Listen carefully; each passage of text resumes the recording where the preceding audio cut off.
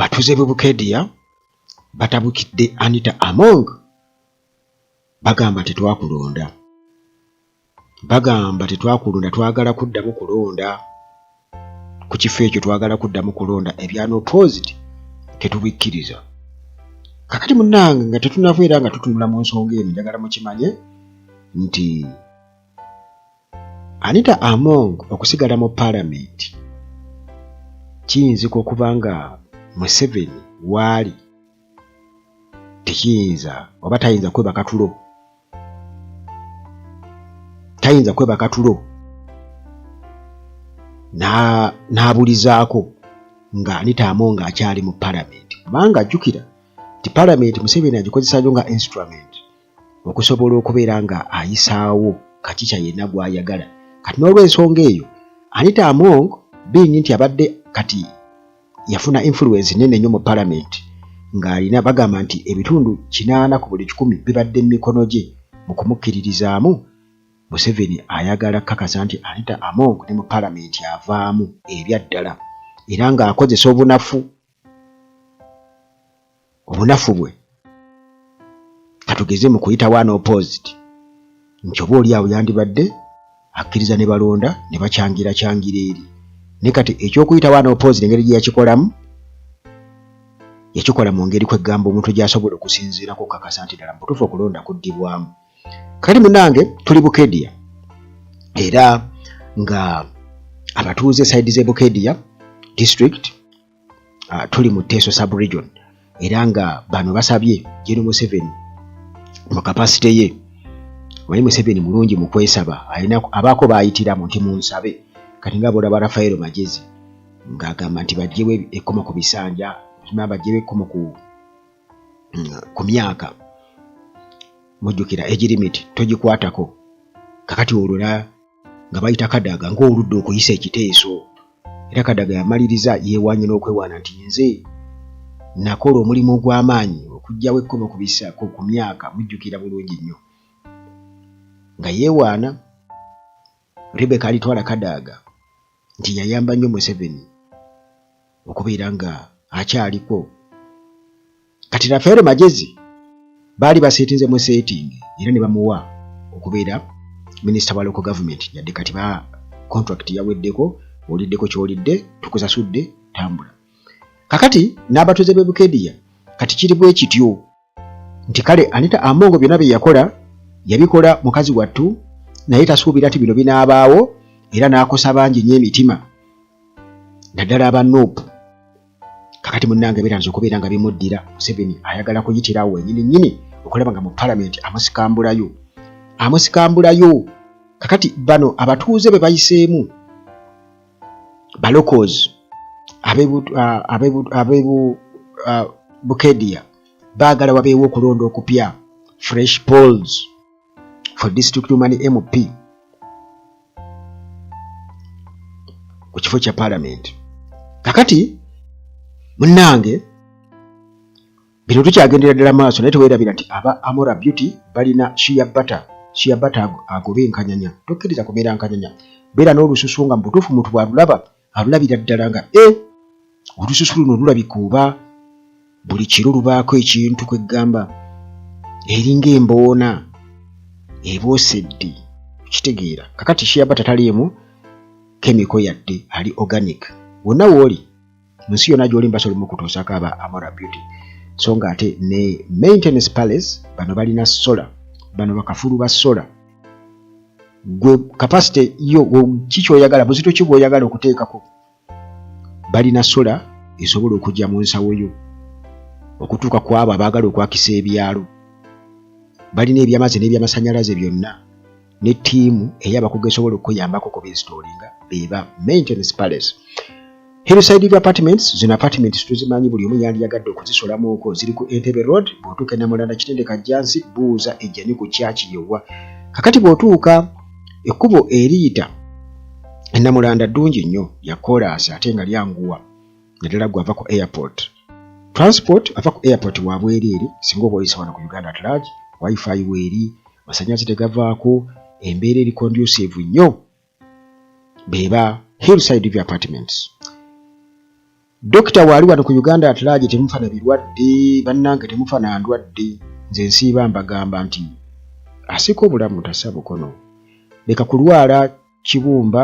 ne bakutwala ku bijja mbu ku ttaka ly'ekijjoogera obeera eyo paka lwonoofa toggwamu ssuubi kutuuka ku ekyo n'endwadde endala zonna wano dokita wali namba yange esembyayo 73 weeri awo gwe nsaba ennamba ya dokita nze nja kukuwa buwi namba ya dokita tekuliiko nti oba mpaayo ebibiri kubanga buno bulamu muganda wange ate twetaaga abantu abalamu kakati munnange mbadde nkyakutegeeza nti abantu b'e Bukedia already mbu basabye General Museveni naye nze nyinza okugaa nti Museveni abasabye bamusabe munsabe tumugjeyo omukazi oyo bannange ajja kutawaanya omutabani n'omuzzukulu n'abazzukulu okubeera nga kakati munnange waliwo omwami ayitibwa Patrick Okurut okuva ku kyalo ekiyitibwa Kabarwa ono yagambye nti bo eddembe lyabwe nga bannabukedia okubeera nga beerondera woman representative nti tebaalifuna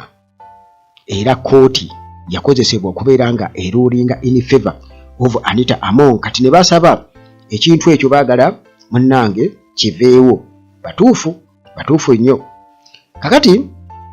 bano bagamba tetwalondako ku district woman member of parliament Anita Among yatwekakaatikako abantu b'e Bukedia yatwekakaatikako bwekakaatisi naye tetwamulonda munnange bagamba nti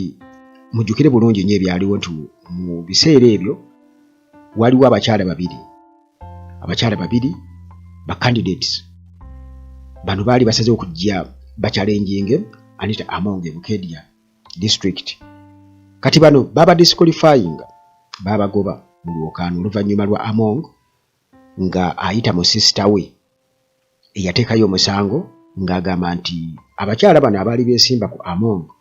mbu baali si batuuze batuufu ab'e Bukedia bwekityo bwe kyali kati Anita Among olw'okuba yali connected nnyo kusiga eddamuzi omusango bwatu yaguwuta buva era ne bamudikiriyalinga unopposed ku district woman member of parliament Bukedia district. Caroline Amuge okuva e Bukedia town council bo bagamba nti tebalabangako mugaso gwa Anita Among bagamba tebalinamu kye bamwenyumirizaamu nga abakiikirira woman representative okuleka nti waliwo abatonotono ab'olubatu nga boolabira mu gavumenti ya Museveni nti waliwo abatonotono ab'olubatu baawa abo ne basinziira n'asinziira ku abo okubeera nga bajja okubeera nga babogeyaza bano abantu abalala batandika okubawaayo obuswazi anti obwavu kati ne batandika okubeera nga bayimba tugende babawaayo mutwalo tugende mu kino kampeni zaafuuka bizinensi nti onoogenda anti bajja kutuwa emitwalo ate basobola tuwaayo 2 oba 3 ebiba biganye ne batugambye 5 bwe batabawa ne bw'obitegeerera nti muganda wange kakati abatonotono abo mbu babadde nga ajjawaayo badde bamufunamu so si bantu b'e Bukedia nga bwabadde akyeteekako kakati bagamba baagala by election era nti baagala baparticipating mu kulonda balonde legitimate representative bamulonde mu mateeka essaawa eno Among kigambibwa okuba nti bamutaddeko eriiso jjoji nnyo era n'okuva ewaka si kyangu basimuge gonna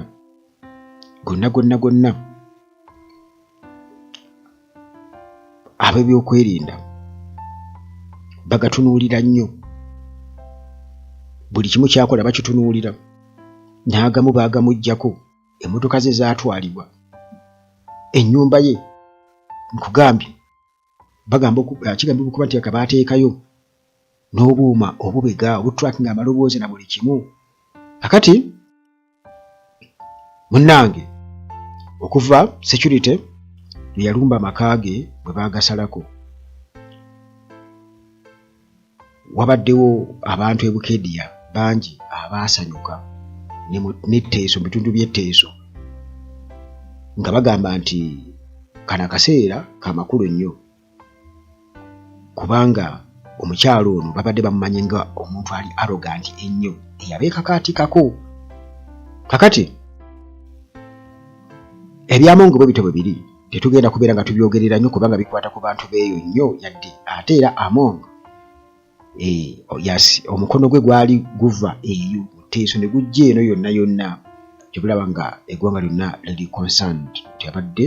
ate obuyinza abukozesa mu ngeri akasente akakozesa mu ngeri influence ye nga speaker abadde wegamba yakosa buli wamu kubanga ye abadde afa kulaba ng'afuna numbers mu parliament abamukkiririzaamu era ekyo n'akituukako naye muganda wange bagamba nti okubwesooka sikukola ki sikubulya bingi nnyo era n'emboozi eya SEC ngenda kuba ngikuleetera mu maaso awo kubanga era nayo baagala kumugoba mu SEC NRM akuume